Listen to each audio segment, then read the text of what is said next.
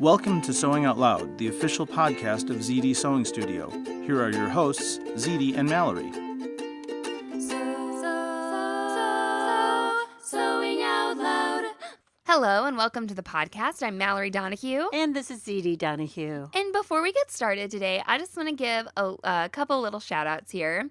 The first is to Sandra. Sandra has ordered both of our Sew Here boxes, and she preferred to do so over the phone. So I've gotten to talk to Sandra on the phone a couple of times. Wow. And she says she listens to us every Friday. So hello, Sandra. Hey, Sandra. It's good to have you with us. And then a second shout out to Karen. Thank you so much for the beignet mix. Yes. They were delightful. I am perfecting my beignet frying technique. And it's nice to be doing so with the Café du Monde beignet mix. So thank you for your... And thanks for the little extra video you sent me. Yes. We really appreciated it. Okay, so we got those little details out of the way. Today we want to do another little Sewcabulary episode. We're going to discuss two different instances of sort of terms that are confusing or, have similar names, right? You know? Right. Okay, so... the first one we want to talk about is ease versus easing. Okay, Mom, define ease for us. Ease is, how am I going to define this? I should have looked it up and tried to memorize it or something so I could be succinct.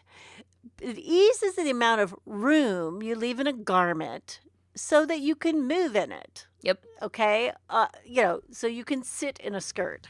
You can make a skirt that you cannot sit in. Yes. I'm sure everyone's probably already done that. So or a blouse where you can't move your arms or something like that. So picture yourself in a skirt made of non-stretchy fabric, right. woven fabric. And you try to sit in it, right. And you can't. Or a shirt made of woven fabric where you try to bend your arm. Right, or lift your arm over your head or something like that, right. So that's... The ease in this case, okay, it was built into the pattern. Should be built into the pattern, right. The pattern designer thought to themselves, I'm going to design this woven skirt or shirt. And they said, all right, in order for people to be able to move in my garment, I need to not just make it, the size of their bodies. I have to make it bigger, right? Right. And if they are drafting a pattern. Let's say they draft for a size 4. Okay. Exactly.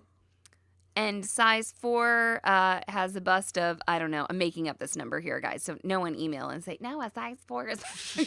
Let's say that the fashion gods have decided that a size 4 has a 30-inch bust. Okay? That's really small. I know. Okay. A size 2, whatever. Anyway, okay. But I'm trying to choose a round number. Right. You say, well, for the size 4... people to be able to move and stuff in my shirt, I'm going to put, 2.5 inches of ease across this baby's chest. Right. And that ease, it would be incorporated into the bodice of the shirt, That's right? Incorporated into all of the waist and hip measurements of the skirt. Right. There's ease in, like we said, sleeves, right? Right? So the noun ease. It refers to that. That's right. Right? And this is all taken into account when the designer is designing the pattern. So we had somebody, we were discussing this in the group. Somebody says, could you include a chart of the standard amount of ease that people add in? And I'm like, there's not just I'm sure that there is some chart out there somebody's made. Mm-hmm. It doesn't mean it's going to work for you. It would be something I would be very hesitant to trust. 100%. When I used to make myself a fitted skirt, like a pencil skirt, I had less ease in my waist. Yep. Okay, than I had in my hips. Sure. So in my waist, I might have had 1.5 inches, but in my hips, I may have put 2.5 inches, something like that. And I'm not a very big person. Right. Okay. So my hips are 35 inches. Right. So say somebody's hips are 45 inches. Right. And I'm saying I put 2 inches of ease in there. Yes. Somebody with a 45-inch hip versus a 35, they might put 3 or 4 inches in there. So it's more like a percentage. Right. And another thing it has to do with too, and no one take offense to this, depends on how hard your body is. Oh, Some of us have flowing bodies. yes. And some of us have hard, and some of us have like maybe a flowing waist but a tight butt. No, I Or- am having this right. when mom's developing this leggings class Right. and testing out a bunch of leggings for me, and we're noticing, okay, my stomach, like as of right now in January of 2017, is, I mean, We would call it gushy. I don't mean to gross anybody out, but like it's almost the texture of like bread dough that's been kneaded. Like I touch my Right, skin, yeah. and if I'm laying down and I like put my fingers on my Right. skin, it sinks very easily. Like That's right. it's very malleable. So here's well, yeah. okay, so I just want to say Right. that I'm like, I want these a little tighter because just that part of my body at this moment in time, Right. or just for me, And you want that tighter because it's a holding- knit and it has spandex in it versus a woven. and Right. that waist part, like you said about your Right. skirt, the waist of the leggings or the waist of the skirt is like gonna hold it on your body, Right, right? right. We don't want it to That's right. skim over our waist in this. Well, and instance. it is funny because the more malleable you are, the more ease you need, which Mhm. sounds wrong. Sure. Because, like, okay, if my waist is squishy, Yeah. say my waist is, 30 inches, and it's squishy, I could probably get a 30-inch woven waistband around it. Now, I'm going to wind up with those, like, little tires or muffin tops or whatever or around you're it. and you're gonna be uncomfortable. Well, I Yeah, am. yeah. Well, it depends. It just Maybe, depends on yeah. how gushy you are, Sure, sure. or what. Or hard or whatever. Now, if I'm hard as a rock at my waist, I wish. Um, Right. it's really the other way around. I can take a tighter, a more fitted thing on my waist if it's tight, because my waist isn't going to change and move and morph as I morph. So this is all dependent on, Right. you might choose a size. You might have like the exact same body measurements as another person, Right. but prefer a different size. This is one reason I enjoy a pattern that includes the sizing chart Right. and also the finished measurements. Right. A lot of patterns will have the finished measurements written on them. Now, you can take them yourself. Yeah. But I even when they're written on there, I never believe them. I always take them myself, too. Well, It's kind of funny. And with we talked about this in the ginger Right. jeans. I did a video on it in the self-sewn wardrobe about looking at the sizing chart, then looking at the finished garment measurements, and then I think this is what you are trying to talk about, and I keep interrupting you. That pattern is made of a stretchy fabric, Right. And it has negative ease. Yes. For some, Right. for the and hips. that's what your There you things go. Go like ahead. leggings and Yeah. whatever, we talk about a negative ease. Mhm. So if my hips are 35, maybe I'm making a 33-inch hip because I want it to be a little snug and I Sure. want it to be close to my body. Mhm. Right. Yeah, so that's dependent on the fabric. So when people, this is something I think is so important for people to understand as they go to start to make clothes. Right. That the clothes, the pattern you bought, it was designed for a specific fabric, not Right. just like because it looks nice, but that's like how the pattern was designed. You need to So keep that in not mind. only is the ease there, but also maybe a draping factor or a flowing factor. So another thing about ease Mhm. is what kind of not only what kind of fabric, but what type of garment. Is it a close-fitting garment? Is it a coat? Right. Is it a semi-fitted garment? Or is it a loose garment? Because Yeah. there's garments that fit you like at the shoulders and then just flow.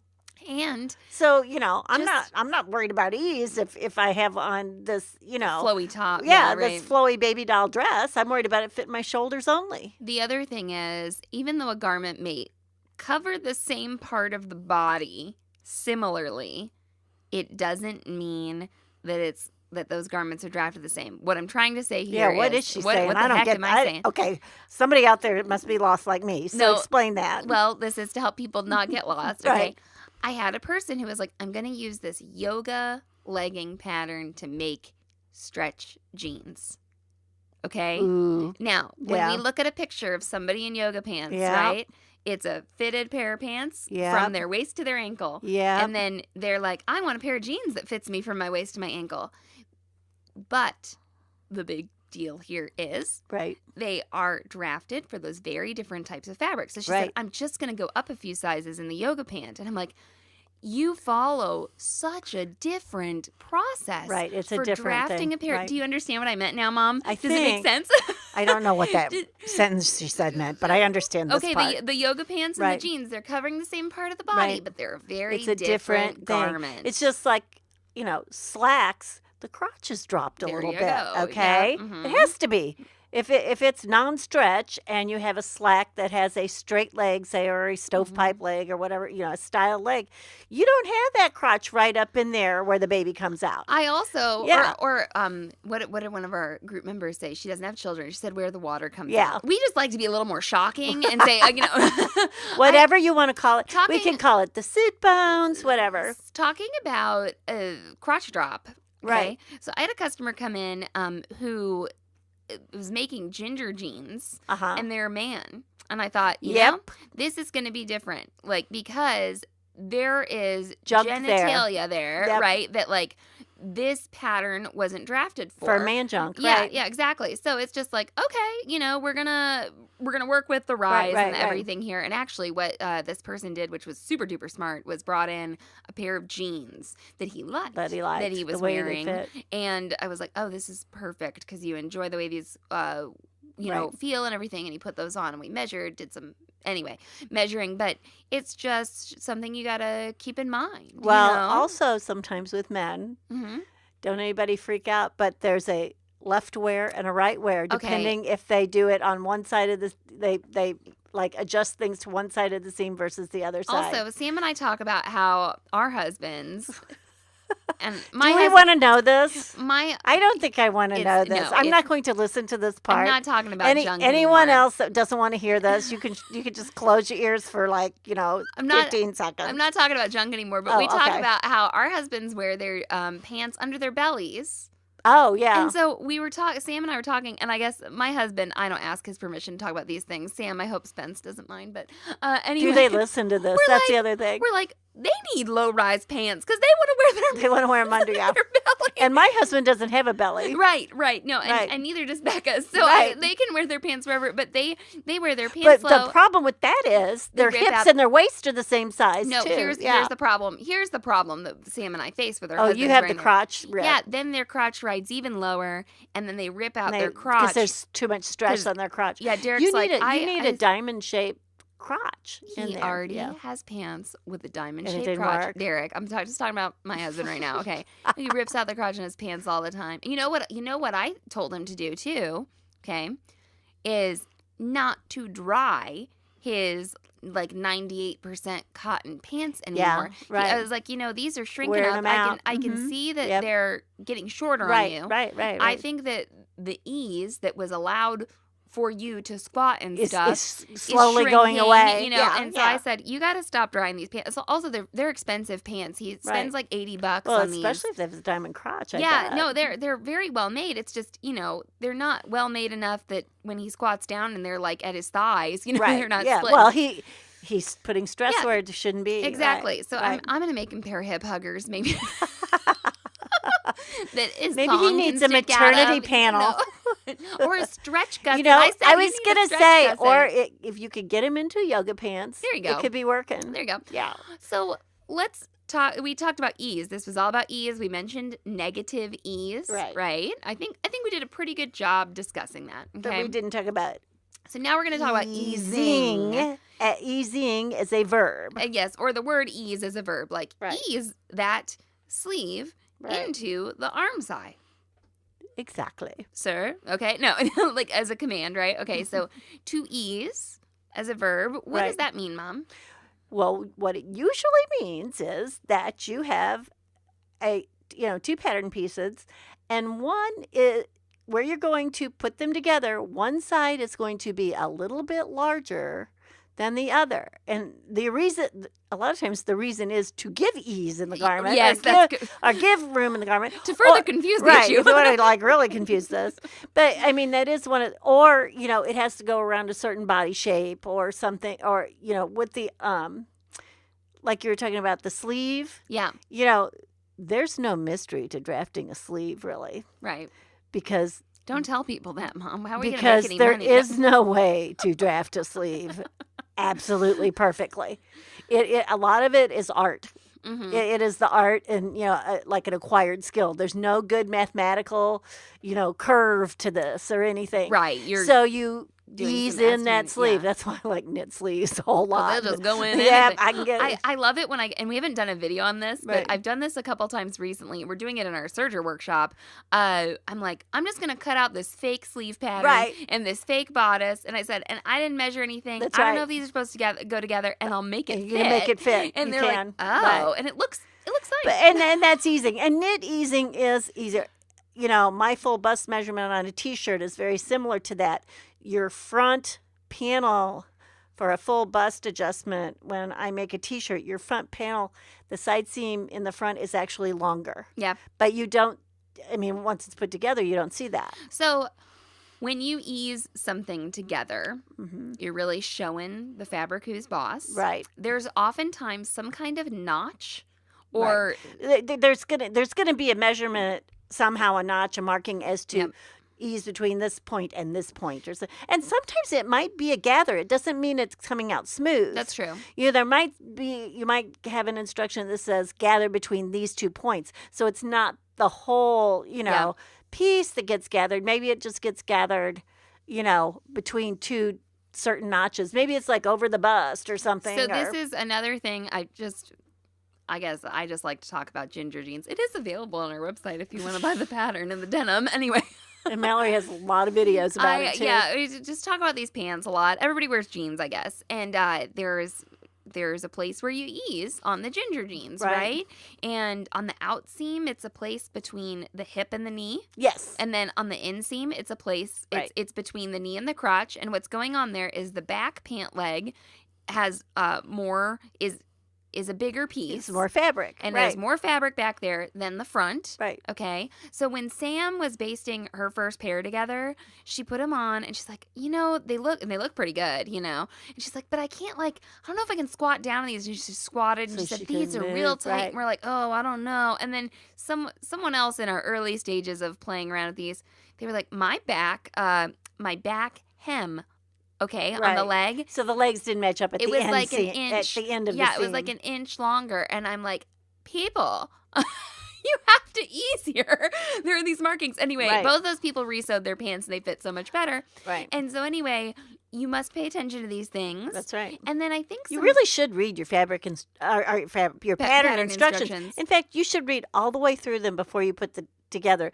Don't sit down and anticipate that you know what's going to happen. And Heather, who designed the ginger jeans, has a great sew along. Right. I think one thing on this pattern, this little notch, it lines up with the length With and another short something, line, yeah. and it confuses people. So but people miss it. so- but if you read through it, Yeah. you might have caught it. Yes. Right. And so if it's not familiar to you, and I think this is Sam's first pair of pants, she just Sure, going for sure. it. So, but it fixed a lot of issues with Right. people. But when people don't understand these Mhm. things and then they go ahead and sew and they can't figure out why it did, this is what frustrates people and keeps them Right. from making those garments that really do fit them better than anything else they can get. The other thing I wanted to bring up, Mallory, is Mhm. sleeves, because we've had a lot of talk about sleeves Good and idea. how sleeves are tight at the elbow, or I want to taper my sleeve more. Or most sleeves in a woven fabric, you're going to have some ease around the elbow, a dart around the elbow, or you're going to have what do I want to say, like a pleat at There's the cuff or gathers or something. You're pleats going at to the have cuffs, to, yeah.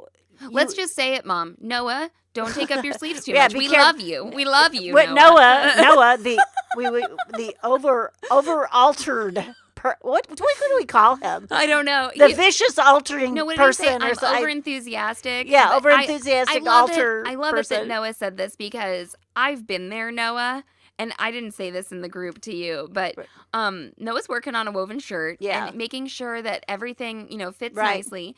And a couple of times gotten a little over enthusiastic Right. and made it a little tight in places. And then anyway, he realized that. He said, I try to overdo it a little bit. That's and I was right, like, right. how cool to recognize Yeah, that one you- day Mallory just said, "Stop, yeah, stop." I said, you, sir, have a very nicely fitting shirt, okay, and you got it.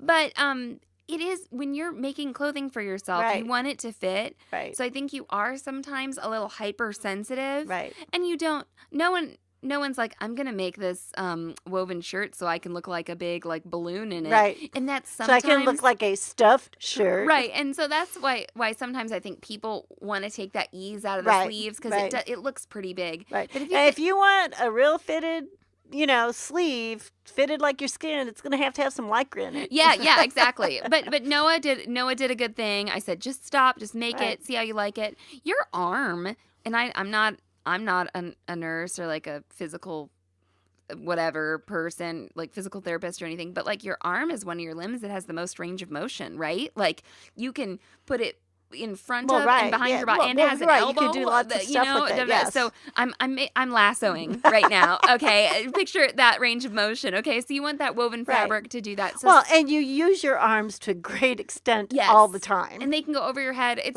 much more range of motion than like your leg, even depending on what you do with your legs. Okay, right, Mom. Talking to me about not saying weird. Well, no, I like move furniture with my legs because they're stronger than my arms. Well, you talked about sleeves, woven sleeves, right, and how they need ease in them. Okay.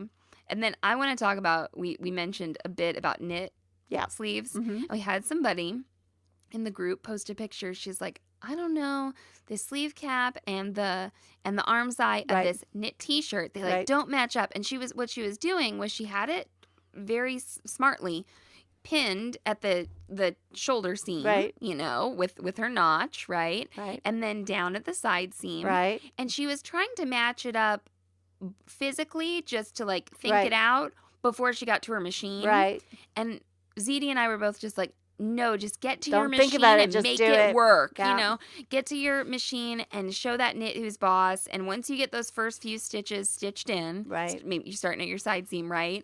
Then, I mean, really, you like stretch it into shape, it just right? and it works. It honestly works. So that those raw edges, don't overstretch, of course. Okay, don't be silly, but make the raw edges line up, right, and make your notches line up, and that's it. Yep, and the rest is ease and maneuvering. And if you're using a fabric that the pattern recommended, you make sure to use one with the appropriate stretch. It should work. So that's right. Anyway, that's ease and easing. And for those of you who enjoy super long podcasts, you are in for a treat because we're going to go for a message break and come back and discuss Ruffles and Flounces. Hey, Mal. Hey, Mom. I heard you were easy. Oh, no. What does that mean? No, it means what you really heard was, wow, Mallory, your easy tee looks so good on you. Oh, yes. I should have known that it was something about something you made. Like you said, you're getting into your golden years. Sometimes mishearing things. It happens. No, you're the one that mishears things. I know this. You make lapel pins about it. Okay, so I am currently wearing an Easy Tee, and I wear them all the time. The Easy Tee is a semi-fitted, short-sleeve T-shirt made out of a woven fabric, and you draft the Easy Tee to fit your measurements by taking the Easy Tee class. Well, how do I take this class? It's an online class that you can watch anytime on sewhere.com. To purchase the class, go to sewhere.com/EasyT. That's just EASYT. Is this on my computer? It's on your computer. It's on your phone. It's on your iPad.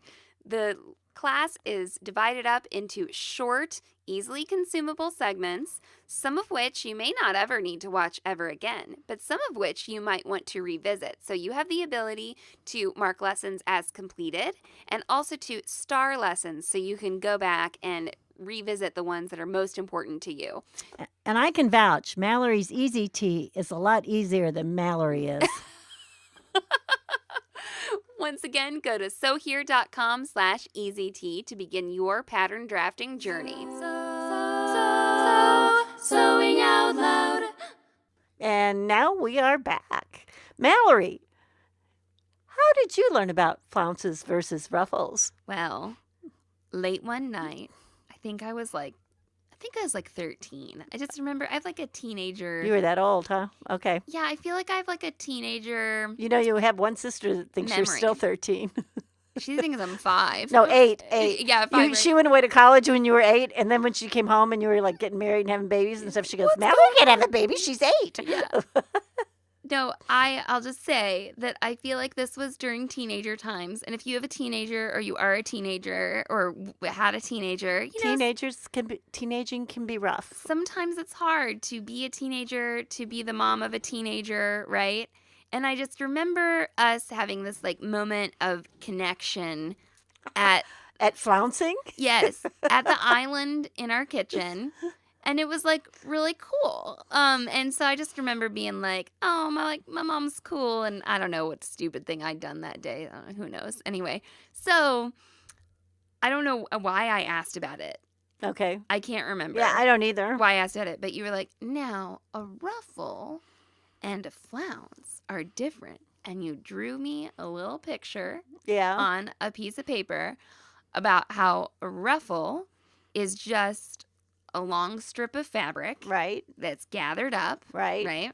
And then you're like, a flounce is a curved piece of fabric that gets sewn in and straightened as it's sewn in. And then you just get this look. You know, I might have been older because I think maybe I was costuming something. Oh, maybe you were. So I think maybe you were 16-ish or something. Even harder. Is what I'm trying to say. Okay, so Mom, you want to talk about the shape of a ruffle versus the shape of a flounce a little more in depth than I just generally did. The shape of a ruffle is just a strip of fabric. Yeah. However long, however deep you want this ruffle to be. Yeah. And it's added onto, another straight piece of fabric. The difference is the ruffle is going to be longer. There will be more fabric. And you take this ruffle and you gather it up and then you attach it to that straight stable piece, right? So if I had a skirt, I put it on the hem of my skirt or whatever, it would go around the circumference of my skirt, but that ruffle would have had probably 2 to 2.5 times the length of fabric as the circumference of my skirt. So let's say the circumference of your skirt was 40 inches. You might have cut 80 to or knowing me, 90, inches worth of fabric. This is such a better explanation than I said. So a flounce, on the other hand, of course it's perfect. Okay, so a flounce, on the other hand, the part of the flounce that attaches to, say, your neckline or your bottom of your skirt, or sometimes on like ballroom garments, they're just like sewn into it is the same length as that seam, but it's curved. So when you go and you take that curve, and the curve is on a bias, so it's not going to be hard to take this curved side. Let's get this straight. Anytime you cut a curve, you wind up on the bias, right? Because you've gone off the straight. Yeah. Well, you just don't stay on the straight of grain long enough for it to be on the straight of grain. So you have cut a curve. So say I know the neck of my blouse is 26 inches, right? And so I have to draw a curve that is 26 inches. What might you use to draw a curve and make sure it's the right length? Well, here's what I would really do. Well, all kinds of things. Yeah. But what I would really do if I was making a pattern piece, right, is I would cut that circle that fit around my neck. Okay, and so I want the flounce to be 2.5 inches. Right. So I'll make this circle. The inner circle will be the circumference of my neckband, right? Which is going to be 26, 28. I don't remember what I said. Okay. I'm thinking about I can pull it over my head for some reason. So say it's 26 inches, right? And then out from that circle, I will measure 3 inches all the way around. So I have a big donut. Right. Right? Then I will clip that someplace. The outer edges. Well, I will clip it so it comes apart. Right. And then I will start clipping maybe every 1 to 2 inches, right? Almost up to that center circle. So I'm clipping, this is a paper pattern, I'm clipping out from the outer edge up to the inner circle, right?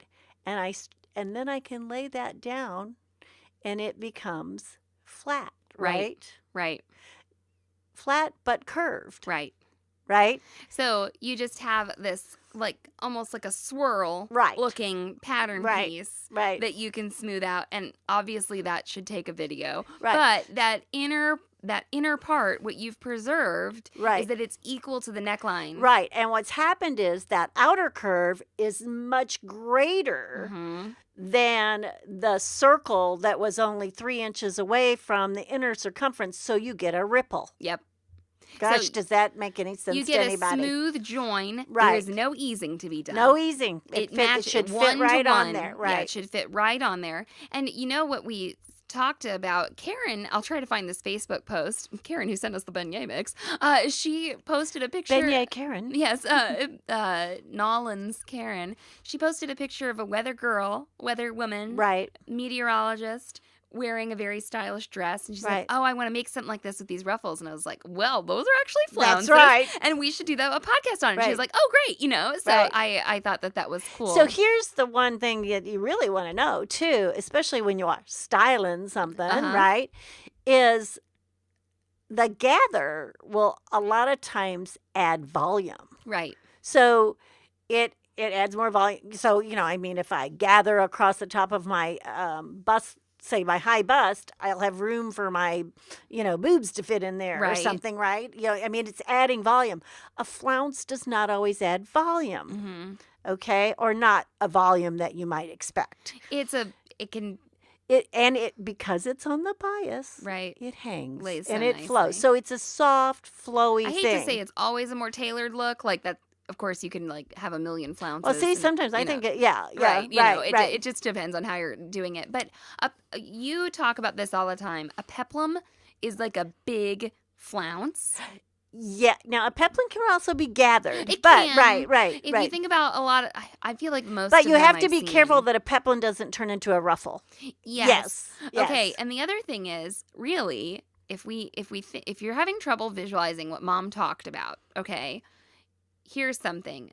Imagine that you're wanting to draft, imagine a skirt pattern, a flat pattern piece, okay? It kind of looks like a triangle, right? It's narrow at one side and bigger at the other. And then that sort of, makes this bell shape, A flounce is, the same, concept, but it's a lot more, okay? Here's my deal.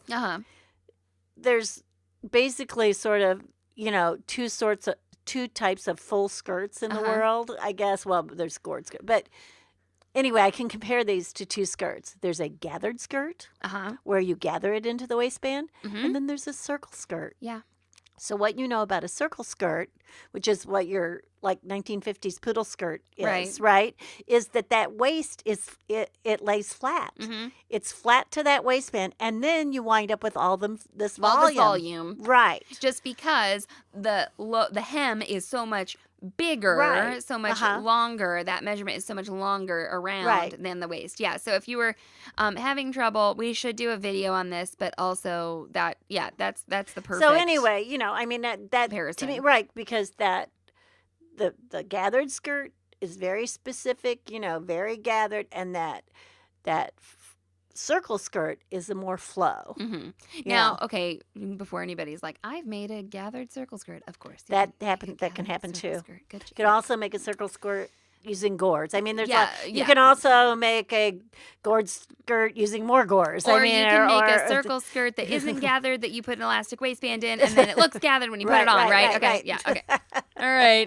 Everybody. Okay, so we're talking basic here, basic shapes. We're trying to get ruffles versus flounces and ease versus easing. Do you have anything else to add? There is one more thing I want to add because people will come in and say, "Oh, I want a ruffler."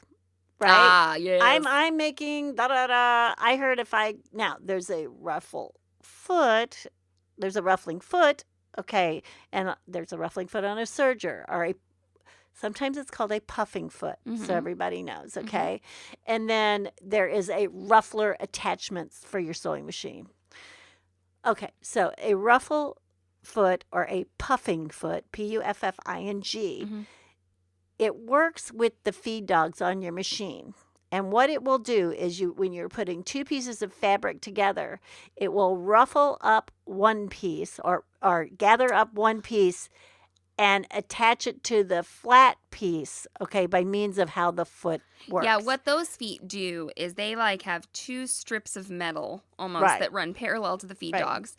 And you manipulate, like on your serger, you'd manipulate the differential feed. Right. On your sewing machine, you mess with tension adjustments and stitch length and stuff. I think it's mostly stitch length, actually, and so but whatever. I think I don't know. I don't like using one because maybe mess the tension. Right, anyway, and that gathering foot or the ruffling foot on the puffing foot on the sewing machine also has like two slots, right? So that bottom one gets gathered and the top one gets to stay straight. Gets to stay straight. So you can gather up a piece of fabric on your sewing machine with your normal foot, right? And you can gather up a normal piece of fabric on your serger with your normal foot, right? But then if you want to put two together, right, one straight, one gathered. Now, that's where those feet come in. The thing about that is there's no way to like truly measure that and know that that's, you measure, 3 times the length and that comes out perfectly. You ain't never going to know. You don't know. You test it yes. so that you come out with something you kind of like. Yes. But, and there's applications because, that you take those pieces you put together and then cut your pattern out of that. Right. Okay. The other thing is a ruffler. Yes. And this is a big thing. It looks like a can opener, the head of a can opener. It does. That you put on your standard sewing machine. It's got like places to do numbers. It might have a place in the back where you adjust where the position of the foot. And then so you adjust how many times the what it actually is a pleater. Yeah, let's just say it's that. It's really first. not a ruffler. There you go. I mean, that's what it gets called, and that's what you buy is a ruffler. But it's really a pleater because there's a mechanism that is attached to your needle bar when you put it on where kind of like your standard foot, and you will usually have to screw it on. There's no snap-on ruffler foot. Actually, there are. Are there now? Yes, okay. There are. Yeah.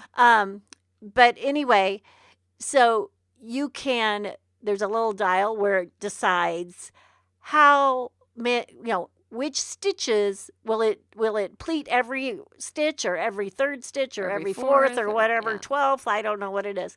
Then there's also a place that lets you decide how deep that pleat goes. Yeah. And then the other adjustment that goes along with that is what size what length of stitch are you going? So you have all of those variables. So if you do that and you make a pleated ruffle like this, you need to write all that stuff down if you want to repeat it. If you want to do it again. If you want it to be exactly the same. Yeah, just so the reason we're bringing that up is the pleated ruffles that you get from this foot, they look a lot different than gathered ruffles. And they're, like, we love the ruffler foot. And they're real common, like, in home deck. Yeah, that's what I think of. They are different. Right. The fabric is just folded at these regular intervals that you set with all the settings that Mom said. So it's tucked and folded and sewn down. Tucked and folded and sewn down. And that's what happens. It's not just a bunch of fabric, like, And it sounds like tick, tick, tick, tick, yes. tick, tick. Or tick, tick, tick, tick, tick. That's right. Depending on your settings, right? Okay, depending on how you said it. But that's a really good thing to bring up. I'm a much bigger fan of the ruffling attachment, that foot that goes tick, tick, tick, tick. Right. I use that more than I use the gathering foot on the sewing machine. But that's just my personal use. I'm use. going to gather yards and yards and yards of that wonderful fabric tool. Mm-hmm. Tell me a way I might do that very easily on my sewing machine. Mallory. I'd zigzag over some pearl cotton. Yep. And you can actually gather it if you can look up videos of people who make tutus, and they actually pull on the pearl or on the cord as you're sewing, you can do whatever it. Right. So everybody's like, "Ooh, you're making the ruffle like while you're doing it." And yes, you are can do because that. you're pulling on the thread as you go. So there are lots of ways to make ruffles, and that would be another podcast. But do you have anything else to say about these? I hope I've covered it. I don't know if I have, terms. But if this is giving you something to think about while you're washing dishes or mowing your lawn or whatever, and then hopefully we can get some videos up of this stuff. Right, and please give us feedback. Ask the questions we didn't answer. Yep. And you can email me at mallory@sewhere.com. I love to get your emails. It's fabulous to hear from you. You can also go to sewhere.com/lovenote to sign up for our weekly newsletter that we put out each Tuesday. That's one of the best things to do. They're looking good, guys. I think they're a lot of fun. And we're on Instagram at Zede Sewing Studio. All right, well, thank you so much for listening today. So long and so happy. Thanks for listening to Sewing Out Loud. For even more expert sewing advice, visit sewhere.com.